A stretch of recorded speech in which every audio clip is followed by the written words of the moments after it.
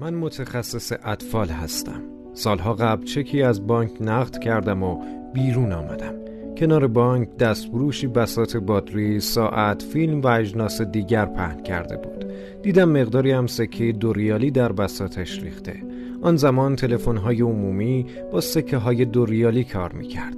جلو رفتم و 1 تومان به او دادم و گفتم 2 ریالی بده. او با خوشرویی پولم رو با 2 سکه بهم پس داد و گفت اینها صلواتی است. گفتم یعنی چه؟ گفت برای سلامتی خودت صلوات بفرست و سپس به نوشته روی میزش اشاره کرد. 2 ریالی صلواتی موجود است.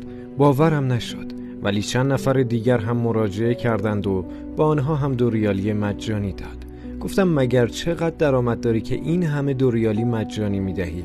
با کمال سادگی گفت 200 تومان که 50 تومان آن را در راه خدا و برای اینکه کار مردم راه بیفتد 2 ریالی میگیرم و صلواتی میدهم. مثل اینکه سیم برق به بدنم وصل کردند. بعد از 1 عمر برای پول دویدن و حرص زدن دیدم این دستفروش از من خوشبخت‌تر است که 1/4 از مالش را برای خدا میدهد، در صورتی که من تاکنون به جرأت میتوانم بگویم 1 مریض مجانی نیز نپذیرفتم. احساساتی شدم و دست کردم جیبم. 10 تومان به طرف او گرفتم. آن جوان با لبخندی مملو از صفا گفت برای خدا دادم که شما را خوشحال کنم. این بار 1 اسکناس 100 تومانی به طرفش گرفتم و او باز همان حرفش را تکرار کرد. من که خیلی مغرور بودم مثل یخی در گرمای تابستان آب شدم. به او گفتم چه کار میتوانم بکنم؟ گفت خیلی کارها آقا. شغل شما چیست؟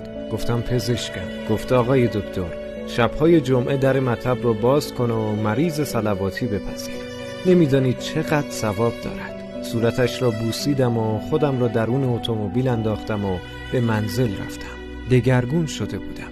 ما کجا؟ اینها کجا؟ از آن روز دادم تابلویی در اتاق انتظار مطبم نوشتند با این مضمون: شبهای جمعه مریض صلواتی میپذیریم. دوستان و آشنایان طعنه‌ام زدند، اما گفته های آن دست فروش در گوشم همیشه طنین انداز بود و این بیت سعدی گفت باور نمی کردم که تو را بانگ مرغی چنین کند مدهوش.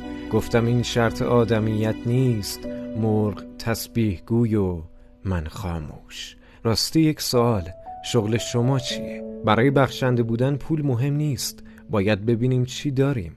گاهی با بخشیدن 1 لبخند کوچیک میتونیم بزرگترین بخشنده باشیم. شغل شما چیه؟ چه کاری در راه خدا میتونین انجام بدین؟ دریغ نکنید، از خودمون شروع کنیم.